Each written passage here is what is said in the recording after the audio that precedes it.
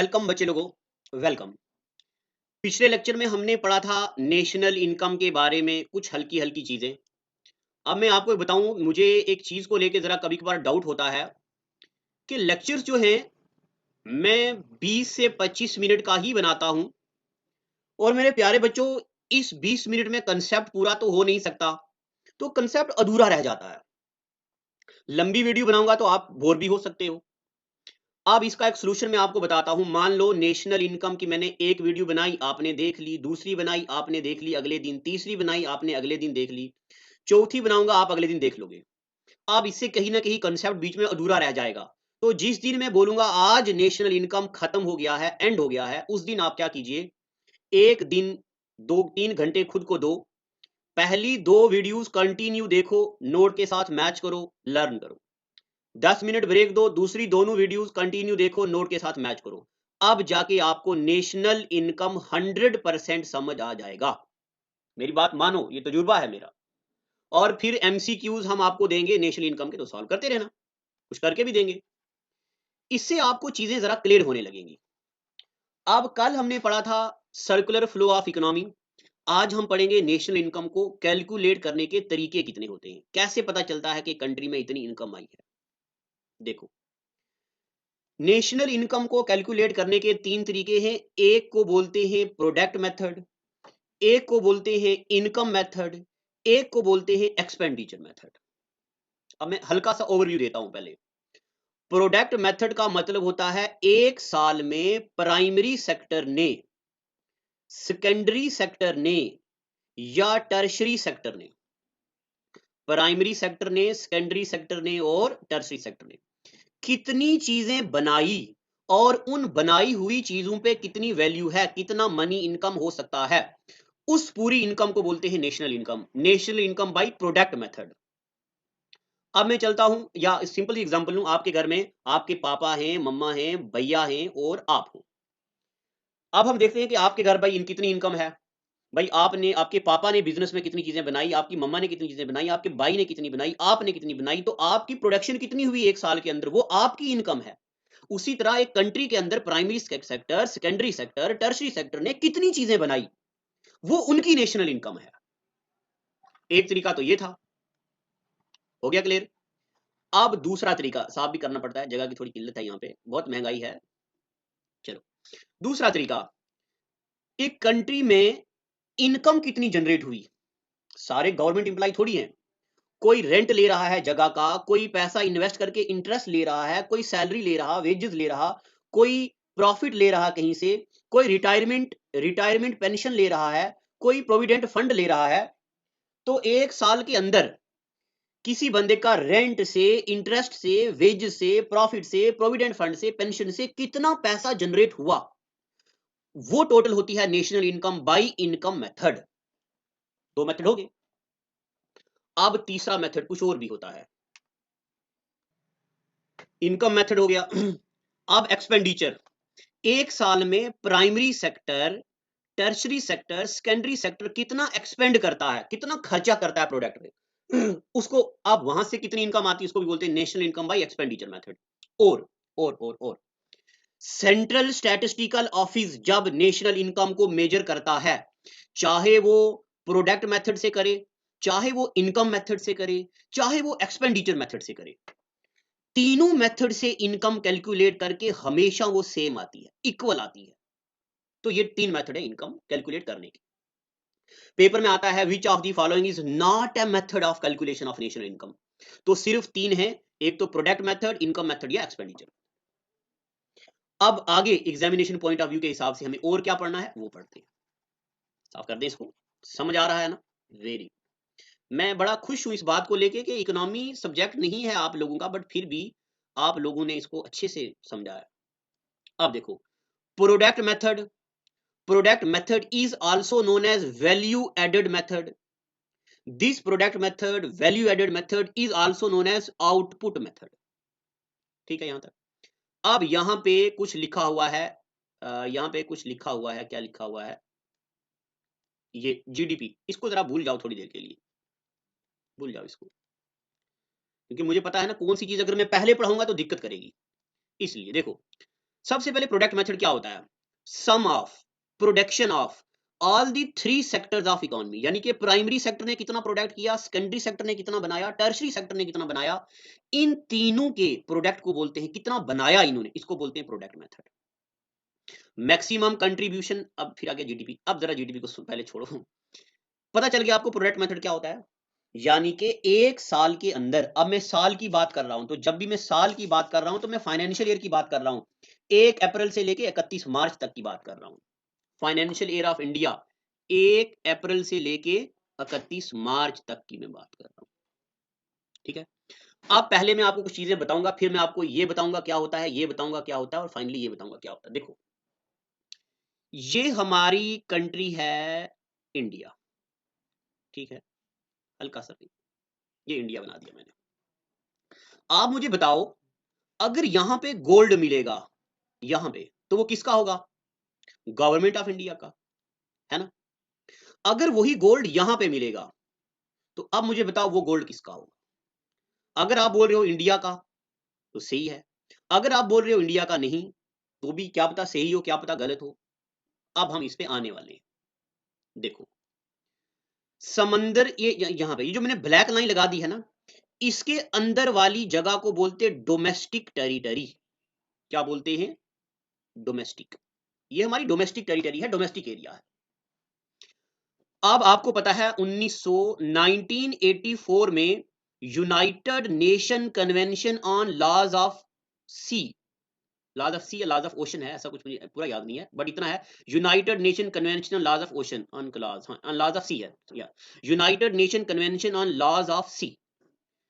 इन्होंने 1984 में एक लॉ बनाया और उन्होंने कहा कि भाई, ये वाला एरिया जो है, ये जो मैं ब्लू लाइन लगा रहा हूं, ये वाला एरिया और ये वाला एरिया, ये एरिया होता है पेरेंट कंट्री का, इस वाली कंट्री का, और इस एरिया को बोलते हैं, ये इतना नॉटिकल माइल है। जब मैं ज्योग्राफी पढ़ाऊंगा आपको, तब मैं आपको पढ़ाऊंगा कि नॉटिकल माइल क्या होता है। एक नॉटिकल माइल होता है 1.852 किलोमीटर। तब मैं आपको बताऊंगा कंट्री क्या होता है, नेशन क्या होता है, स्टेट क्या होता है, वहां हम पढ़ेंगे इन चीजों को। गार्नियर एक बंदा है, गार्नियर ने ये ला दिया था, स्टेट क्या होता है और कंट्री क्या होता है। ज्योग्राफी में पढ़ने की बातें बहुत इंटरेस्टिंग बनाएंगे हम, ज्योग्राफी को मेरा फेवरेट सब्जेक्ट है। अब मेरे प्यारे बच्चों, यहां पे कोई चीज मिली तो ये इंडिया की डोमेस्टिक टेरिटरी में नहीं आती है, याद रखना। ये इंडिया की नेशनल टेरिटरी है। क्या है? National territory. तो ये क्या है? इंडिया का नेशनल। ये क्या है? डोमेस्टिक। अब जरा बात करते, क्या यूएसए में हमारी कोई जगह है? यूएसए में हमारी एक जगह है जिसको बोलते हैं इंडिया की अम्बेसी, नाम सुना होगा आपने, अम्बेसी। वो जो अम्बेसी है वो हमारी नेशनल टेरिटरी है, ना कि डोमेस्टिक टेरिटरी। ठीक है, यहां पे बनाया हुआ पैसा हमारी नेशनल इनकम में आता है, और यहां पे बनाया हुआ पैसा हमारा डोमेस्टिक इनकम में आता है। किसमें आता है? डोमेस्टिक इनकम में। अब जरा सुनना, मैंने यहां पे इसको इरेज कर दिया था, इसको हटा दिया था, अब मैं इसको साफ करता हूं और इसको आपके सामने लाता हूं। आपको पता है, एक साल के अंदर इंडिया की डोमेस्टिक टेरिटरी की मैं बात कर रहा हूं, मैं इस बाउंड्री की बात कर रहा हूं जहां पे हमारी हुकूमत है, डायरेक्ट हुकूमत है। इस डोमेस्टिक टेरिटरी के अंदर एक साल में primary sector, secondary sector, tertiary sector कितनी चीजें बनाती है, उसको बोलते हैं ग्रास डोमेस्टिक प्रोडक्ट। ग्रास अभी मैंने नहीं समझाया, सिर्फ अभी मैंने आपको डोमेस्टिक पढ़ाया। डोमेस्टिक डोमेस्टिक डोमेस्टिक, एक एक चीज पे मैं फोकस डालने वाला हूं। लेक्चर थोड़ा लंबा हो जाएगा, बट चीजों को हम स्टैंडर्ड कर देंगे। अभी मैंने आपको सिर्फ समझाया है डोमेस्टिक क्या होता है। तो डोमेस्टिक का मतलब होता है हमारी ज्योग्राफिकल टेरिटरी के अंदर जो चीजें बनती हैं उसको बोलते हैं डोमेस्टिक। अब ग्रास का मतलब मैं सही से आपको अगले लेक्चर में बताऊंगा, जब मैं आपको ग्रास, जीडीपी पढ़ाऊंगा, जीएनपी पढ़ाऊंगा, एनएनपी पढ़ाऊंगा, एनडीपी पढ़ाऊंगा। डरना नहीं है, बिल्कुल भी नहीं डरना है। मेरा वादा है, मैं कोई भी चीज ऐसी नहीं आपको बोलूंगा जो मैं क्लियर ना कर पाऊं। अगर कहीं पे वीडियो पे क्लियर नहीं है, तो मैंने कॉल का ऑप्शन रखा है, मैसेज का ऑप्शन रखा है, व्हाट्सएप का मैसेज ऑप्शन रखा है, और लाइव सेशन का ऑप्शन भी रखा है। ग्रास का मतलब छोड़ दो, डोमेस्टिक का मतलब होता है हमारी ज्योग्राफिकल बाउंड्री। जरा इसको जरा क्लियर करते हैं। पाकिस्तान में जो इंडिया की एम्बेसी है, वहां पे हमारा कोई बंदा है, उसने वहां पे कुछ बनाया, प्रोडक्ट बनाया और बेचा। क्या वो हमारी डोमेस्टिक इनकम में आएगा? नहीं, हमारी नेशनल इनकम में आएगा। तो जीडीपी का मतलब होता है ग्रॉस डोमेस्टिक प्रोडक्ट। हमारी डोमेस्टिक टेरिटरी के अंदर हमारा प्राइमरी, सेकेंडरी और टर्शियरी सेक्टर ने क्या बनाया, उसको बोलते हैं डोमेस्टिक प्रोडक्ट। जी को अभी भूल जाओ, सिर्फ उसको अभी पढ़ो, डोमेस्टिक प्रोडक्ट। बस मुझे पता है ना मैंने क्या क्या छोड़ा है, मुझे पूरा याद है, मैं सब कुछ बताऊंगा आपको। अब जब इंडिया आजाद हुआ था, आजादी के टाइम सबसे ज्यादा मैक्सिमम कंट्रीब्यूशन था प्राइमरी सेक्टर का, यानी कि एग्रीकल्चर का, और maximum contribution in GDP at present time आज की डेट में टर्शरी सेक्टर से है।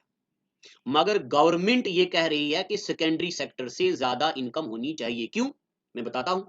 अगर हमारे पास इंडस्ट्रीज होंगी तो हमारी इनकम ज्यादा होगी, जॉब क्रिएट होंगे, हमारी जीडीपी बढ़ेगी, तो सेकेंडरी सेक्टर अच्छा है ना। टर्शरी सेक्टर में हम सर्विस दे रहे हैं, आपको सुना होगा ये एयरटेल एयरसेल जियो वाले वॉइस कॉल वालों को बुलाते हैं, तो वो हम सर्विस देते हैं दूसरे लोगों को।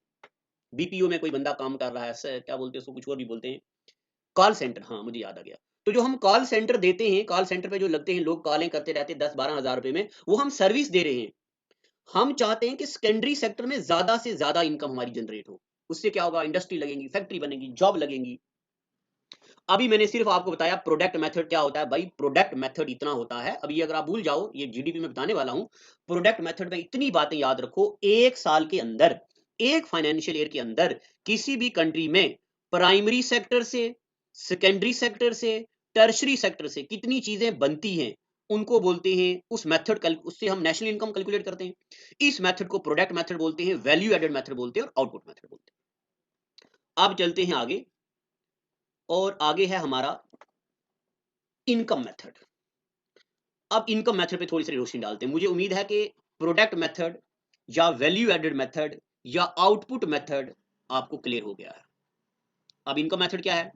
सम of incomes of all the citizens of India from rent, interest, wages, profit, retirement pension, provident fund, extra, इन चीजों से जो पैसा मिलता है उसको बोलते हैं इनकम। बट कौन से मेथड से हमने कैलकुलेट किया?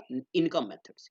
प्रोविडेंट फंड, आपको पता है कि आपकी जॉब लगी है, 12,000 आपको सैलरी है, गवर्नमेंट हर साल 2,000 रुपया काट रही। जब आप रिटायर हो जाएंगे, बूढ़े हो जाएंगे, तब आपको वो वापस देंगे, उसको बोलते हैं social security investment. Provident fund is also known as social security investment. Social security इसलिए कि बाद की लाइफ के लिए, ओल्ड एज के लिए आपके पास एक गवर्नमेंट के पास खजाना रखा है आपका। तो इनकम मेथड हो गया कि हमारी कंट्री में कितने भी बंदे हैं, उन बंदों पे जो इनकम आती है उससे भी नेशनल इनकम कैलकुलेट की जाती है, और उसको बोलते हैं national income calculation bye income method. ठीक है।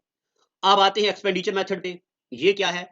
तो एक्सपेंडिचर मेथड को ही बोला जाता है कंजम्पशन मेथड, क्योंकि इसे हम कंज्यूम करते हैं ना चीजों को, कंजम्पशन मेथड।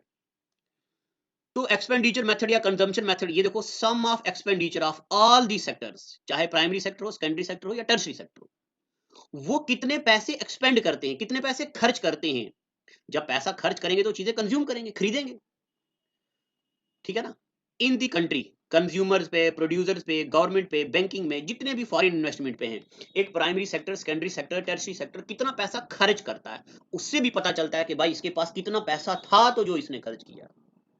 सिर्फ 3 मेथड है नेशनल इनकम को कैलकुलेट करने के, और value of national income out of comes out to be same, equal आती है सारे तीनों सेक्टर से, चाहे वो प्राइमरी सेक्टर हो, सेकेंडरी सेक्टर हो, या टर्शरी सेक्टर हो। तीनों मेथड से, तीनों सेक्टर से जब हम करते हैं, यानी कि जब हम प्रोडक्ट मेथड से इनकम कैलकुलेट करें, इनकम मेथड से कैलकुलेट करें, एक्सपेंडिचर मेथड से कैलकुलेट करें, तीनों मेथड से इनकम क्या आता है? बराबर आता है।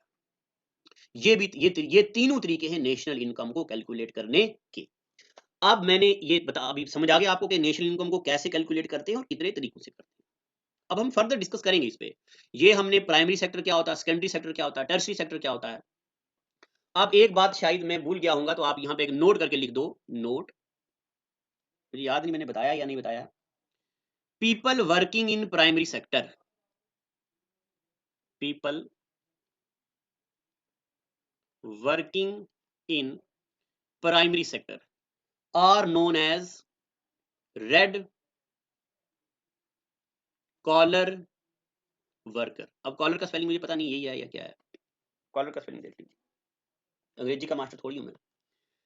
People working in primary sector are known as red collar worker, क्योंकि वो धूप में काम करते हैं, मजदूर होते हैं, एग्रीकल्चर में काम करते हैं, तो गर्मी लगती है, तो इसलिए उनका नाम रखा है रेड कॉलर वर्कर। पेपर में आता है red collar workers are associated with which of the following sector. तो रेड कॉलर वर्कर किसके साथ, वर्कर किसके साथ है? Primary sector. दूसरा नोट लिखो, पीपल वर्किंग इन, दूसरा कौन सा पड़ा? Secondary sector. People working in secondary sector, उनको बोलते हैं, यहां पे नोट नंबर 2 में लिखो, people working in secondary sector, secondary sector का ही दूसरा नाम है इंडस्ट्रियल सेक्टर। सेकेंडरी सेक्टर या इंडस्ट्रियल सेक्टर, उनको बोलते हैं कौन सा वाला, ब्लू कॉलर, उनको बोलते हैं blue collar worker. Secondary sector वालों को बोलते हैं ब्लू कॉलर वर्कर। आप क्या बच गया पीछे, टर्शरी सेक्टर। तो जो टर्शरी सेक्टर में, सर्विस सेक्टर में काम करते हैं, people working in tertiary sectors are known as, क्या बोलते हैं इनको, व्हाइट कॉलर वर्कर। ठीक है, तो अभी हमने पढ़ा रेड कॉलर वर्कर होते हैं जो प्राइमरी सेक्टर में काम करते हैं, ब्लू कॉलर वर्कर होते हैं जो काम करते हैं किसमें, सेकेंडरी सेक्टर में, और व्हाइट कॉलर वर्कर होते हैं जो काम करते हैं किसमें, फाइनली में, यानी कि सर्विस सेक्टर या टर्शरी सेक्टर। यहां तक ठीक है, ये हमने तीनों सेक्टर्स पढ़े हैं। अब हम आगे छोटी छोटी, देखो लेक्चर लंबा हो गया, 20 मिनट का हो गया, ऐसा करते पढ़ लेते हैं क्योंकि आपके पास नोट लिखे हुए जो हैं। अब हम आगे चलते हैं, कुछ छोटे छोटे पॉइंट्स डिस्कस करते हैं, some important terms to define national income. ये वाली टर्म्स पढ़नी है, और फिर फाइनली जब मैं नेशनल इनकम को एक टिपिकल वे से पढ़ाऊंगा तब आपको ये अच्छे से समझ आ जाएगी। देखो, सबसे पहला मार्केट वैल्यू क्या होती है, मार्केट वैल्यू क्या होती है, सुनते जाना। आपने प्लास्टिक खरीदा 2 रुपए का, इंक खरीदी 3 रुपए की, एक मजदूर रखा यानी कि वर्कर रखा, उसको 1 रुपया दिया, और फाइनली आपने 3, 2, 5 और 1 6 रुपए आपने खर्चे पेन बनाने। और जब मार्केट में वो पेन आया, 1 रुपए की आपने एडवर्टीजमेंट की, 7 रुपए खर्चा हो गया। ठीक है, मार्केट में आपने पेन बेचा 8 रुपए का, इस 8 रुपए को बोलते हैं मार्केट वैल्यू। क्या बोलते हैं, market value. What is market value, market price of A commodity for the consumer, consumer के हिसाब से। मैंने पेन खरीदा आपसे 8 रुपए का, तो मार्केट वैल्यू क्या है पेन की, 8 रुपए। ठीक है, ये कोई टेक्निकल चीज नहीं है, सिंपल है। What is market value, it is market price of A commodity for the consumer. ठीक है, ये तो सिंपल था, बट अब मैं थोड़ी सी टेक्निकल बातों की भी यहाँ पे लाऊंगा। जरा बोर तो नहीं हो रहे हो ना, बोर हो रहे का, चलो बीच में जब कुछ शेर याद आ जाएगा तो सुना दूंगा, शेर भी सुनाएंगे, अभी सुना देता हूँ। शायर अपने महबूब को के लिए कहता है कि पत्थर मुझे समझता है मेरा चाहने वाला, पत्थर मुझे समझता है मेरा चाहने वाला, मैं मोम हूं, यानी कि वैक्स, मैं मोम हूं, वैक्स हूं, कैंडल वाली वैक्स। मैं मोम हूं उसने मुझे छू कर नहीं देखा, मैं मोम हूं उसने मुझे छू कर नहीं देखा, और वो साथ निभाने का जरा सा हौसला देता, वो साथ निभाने का जरा सा हौसला देता, मैं कागज की कश्ती में समंदर में उतर आता। पत्थर मुझे समझता है मेरा चाहने वाला, मैं मोम हूं उसने मुझे छू कर नहीं देखा, और वो साथ निभाने का जरा सा हौसला देता, मैं कागज की कश्ती में समंदर में उतर आता। मगर अफसोस,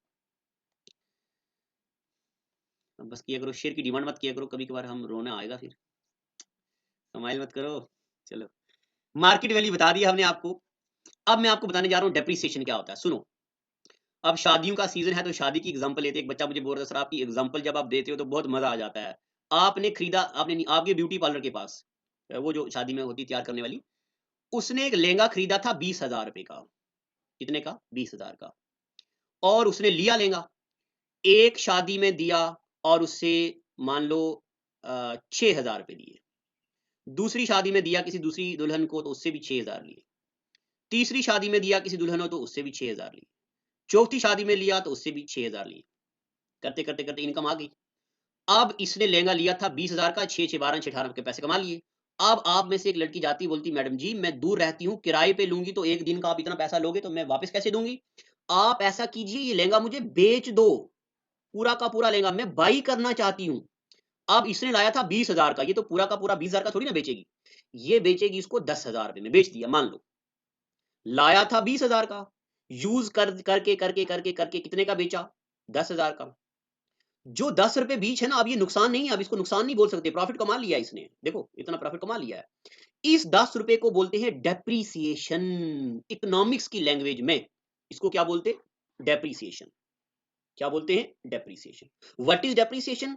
it is loss in the value of asset over the period of time. ठीक है ना? अब मुझे वक्त और मौका मिल गया है यहां पे ग्रॉस समझाने का। अभी मैंने बोला था ना, GDP, gross domestic product. Domestic का मतलब होता है टेरिटरी के अंदर, अपनी कंट्री के अंदर में की मैं बात कर रहा हूं। अब डेप्रीसिएशन का मतलब होता है जो घाटा, यानी घाटा इन द सेंस कि जो चीज हमने लाई, मान लो हमने एक मशीन लाई, ये मशीन घर पे रखी है, अब हम इसको यूज कर रहे, तो जो हम चीजें यूज हो रही, इसको इकोनॉमिक्स में डेप्रीसिएशन बोलते हैं। अब ग्रास का मतलब आपको बताता हूं। मान लो आपके पापा की एक शॉप है, शॉप से आए आपके पापा को 100 रुपए, आपके पापा की जॉब भी है, जॉब से आए 50 रुपए, तो कितने इनकम होगी आपके पापा की? 150 रुपया। इस 150 रुपए को बोलते हैं ये आपके पापा की ग्रॉस इनकम है। कौन सी इनकम है? Gross income. अब इस 150 रुपए में आपके पापा ने 50 रुपया इस शॉप वाले मजदूरों को देनी है सैलरी, 50 रुपया दे दिया। पीछे कितना बच गया? पीछे बच गया 100 रुपया। इस 100 रुपए को बोलते हैं नेट इनकम।